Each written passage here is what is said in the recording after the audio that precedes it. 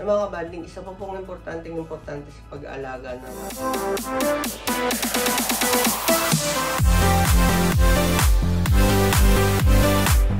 yun, blessed day po sa inyong lahat. So ngayon po, share ko po sa inyo kung paano po alagaan ang inyong baby rabbit. Ayan.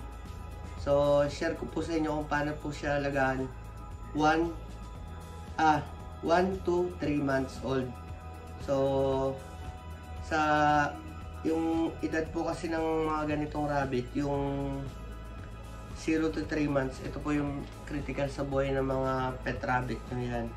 Pero syempre dahil makukuha nyo to sa pet shop ng mga 1 month, so share ko po sa inyo kung paano po sila alagaan 1 month to 3 months. So ang rabbit po kasi considered siya sa baby kapag 0 to 3 months. Tapos po 3 to 6 considered siya adolescents. Mga kabanding, ito po ang inyong mga kailangan sa pag-start ng pag-aalaga ng rabbit o yung pet rabbit. Mga kabanding, ang unang-una nyo pong kailangan sa pag-start ng alaga ng rabbit, siyempre kailangan nyo po ng kulungan. And ito pong kulungan na to, yung po to, pang isang rabbit lang, isang pet rabbit. So ang size nito is 1 by 2, tas yung height niya is 1.5 feet. So mga kabanding, kailangan nyo po ng wood chips o yung wood chip, wood shaving. Pero ako po prepare ko tong gamitin itong yung ito, wood pellet. Ayan. Mas maganda po siyang yung maka-absorb ng humid o yung mga ihi nila. Hindi masyado mabaho pag ito yung gamit ko. So, buhos lang po dyan.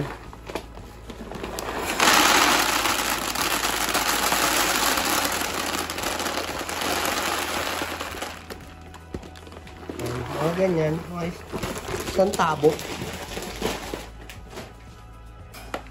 Mga kabanding, pwede natin ilagay yung ating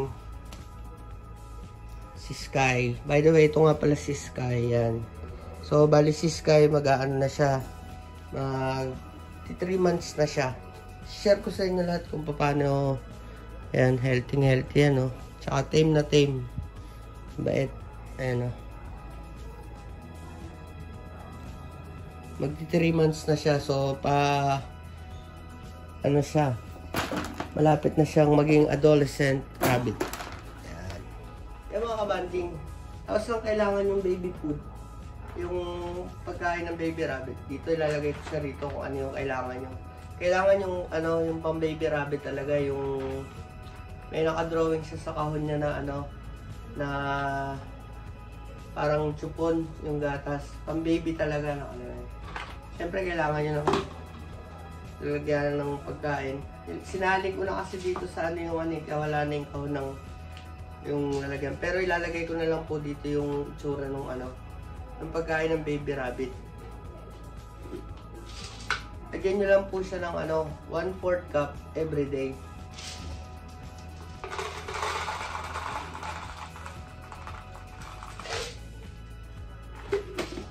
Yung pagbibigay po ng baby food rabbit, hanggang 3 months po siya.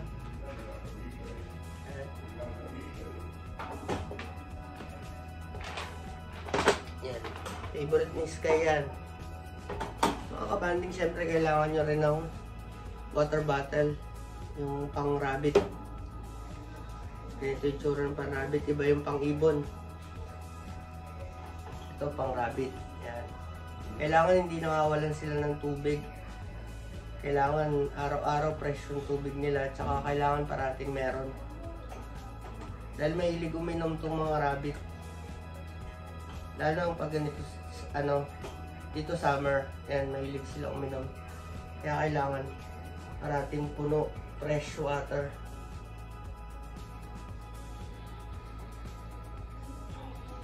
Pwede naman tap water, pero ako binibigay ko yung sa bote, yung mineral. So yan mga kabanding, magtataka kayo, bakit 1/4 cup lang everyday yung pagkain na rabbit? Kasi, meron pa neto. Yan. Baka sabihin nyo magugutom naman sila. Hindi. Ito po siguro yung iba pinagkakamalan to. Akala nila yung beddings to ng rabbit. Hindi po. Ano rin to. Pagkain din po to ng rabbit. Dito siya nilalagay. O, yan, o. Meron ditong hay bin.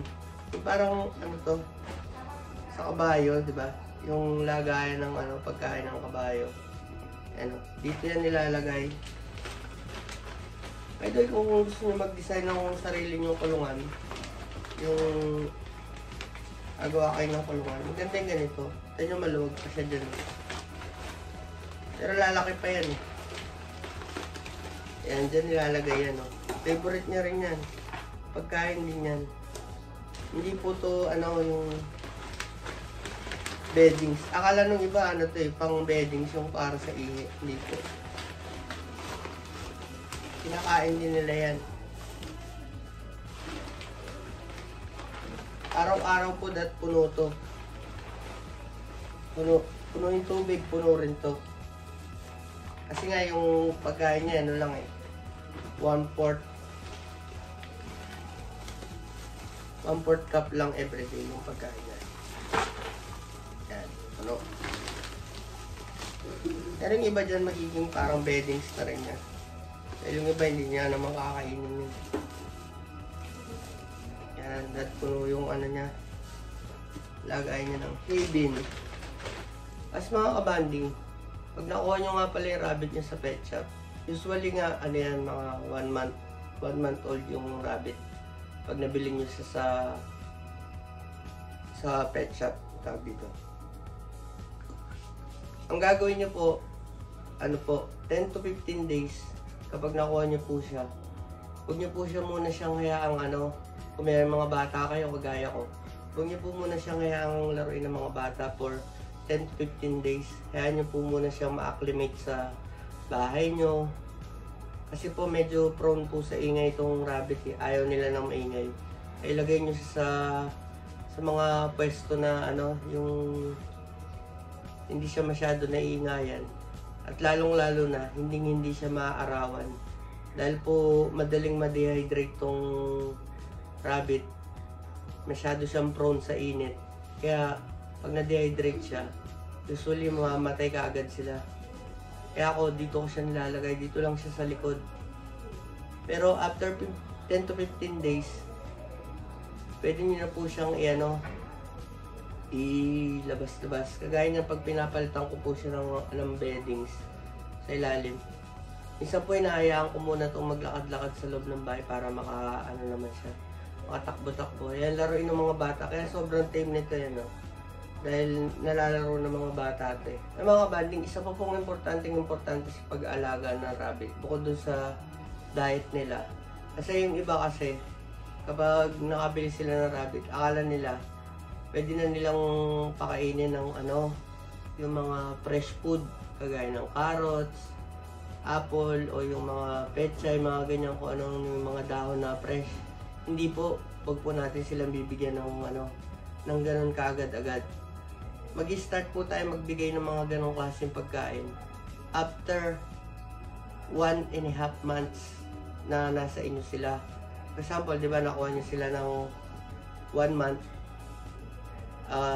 For example na lang 1 month yung age nila. Hintayin nyo pong mag 1.5 months sa bahay nyo bago nyo sila bigyan ng fresh food. Yung kagaya ng carrot, fresh carrot, o kung apple, gusto nyo apple. Favorite nito apple. Apple, ganyan. Tsaka kung ano pa yung mga gusto nyo ibigay na fresh food na celery, mga ganon. Yan, bago nyo sila bigyan. Bakit ho? Dahil po pag binigyan nyo sila agad ng nawala pa sila sa tamang edad, magkakaroon po sila ng diarrhea. Magtatae sila. Magtatae. Hanggang sa mamatay sila, magtatae sila. Kaya, ngayon ko palang nag-i-start nagbigyan si Sky ng yung mga fresh food gaya ng apple, carrot. Yung apple nga, favorite niya. Ngayon pa lang po ako nag-i-start magbigay nun dahil na siya dito sa bahay. Mga 1.5 month na siya. Sa October siya Sa October na siya, 3 months. Yan. So, malapit na October. Kaya mag 3 months siya sa October. Considered na siya as, adolescent rabbit. So, yun nga pala yung life cycle ng rabbit. 0 to 3, baby. Tapos 3 to 6, adolescent. Tapos yung 6 to 12 nila is, yung parang teenager. Tapos after po nun, 12 months onward, adult rabbit na po sila considered as adult rabbit. Medyo hindi na po yun, periculos sa kanila o yung delikado. Ang pinaka-delikado po talaga itong yung 1 to 3 months nila. Dahil baby pa sila. Paano po kung lumagpas na sila sa 3 months, tapos meron pa po kayo natirang baby food? Paubos nyo lang po hanggang sa maubos. Importante, hindi mawawala to. At saka syempre, pwede nyo na rin siyang bigyan ng yung mga fresh food. Mga 2.5 months sila sa 2.5 months sila. Nyo sa nila, assumption nyo sa kanila na age nila is 2.5 months, mga ganyan. Pwede naman na kayo magbigay ng fresh food. Tsaka ito, wag po itong mawawala. Yung hay nila. Favorite nila yan, yung hay. Bukas yan, ubos na yan. Yun lang po yung pinaka-critical. Kaya, sinishare ko lang po sa inyo yung mga gustong mag-alaga po ng rabbit. Yung mga gusto mag-start ng pet rabbit at hindi nyo po alam kung anong gagawin. Ganyan lang po gawin nyo. Pinaka-delikado po kasi magkakaroon sila ng diarrhea. Kaya po huwag po tayo magbibigay kagad-agad ng yung mga fresh food. Kagaya nga yung mga nasabi ko. Ayan mga kabanding, sinare ko lang po sa inyo yung paano po mag-alaga ng mag-start mag-alaga ng pet rabbit. Sana po meron po kayo nakuhang konting impormasyon sa vlog na to kung gusto niyo po mag-start ng pet rabbit. Isa po sa pinakamagandang alagaan din to, rabbit. Lalong-lalo na siya, child-friendly sa mga bata kung may mga bata kayo. Hindi po yan nangangagat kahit na. Yan. Napaka na ito. Tame na tame siya. Gustong-gusto niya yung hinahawakan siyang ganyan sa Kapag nakikita ko nito tuwing umaga, lalapit na yan. Ito yung kainan niya. Iaano-ano niya na yan. Yung itataob-taob niya nang hihingi. Kaya, parang nakakatuwa rin, no? Ayan mga kabanding, maraming salamat po sa panonood. Sana po may napulot po kayong idea kung paano po mag-start mag-alaga ng rabbit o kung paano po i-take care ng maayos yung pet rabbit nyo. Kaya nakita nyo po, healthy siya. Maraming salamat po. God bless. Stay safe. Peace. Bye.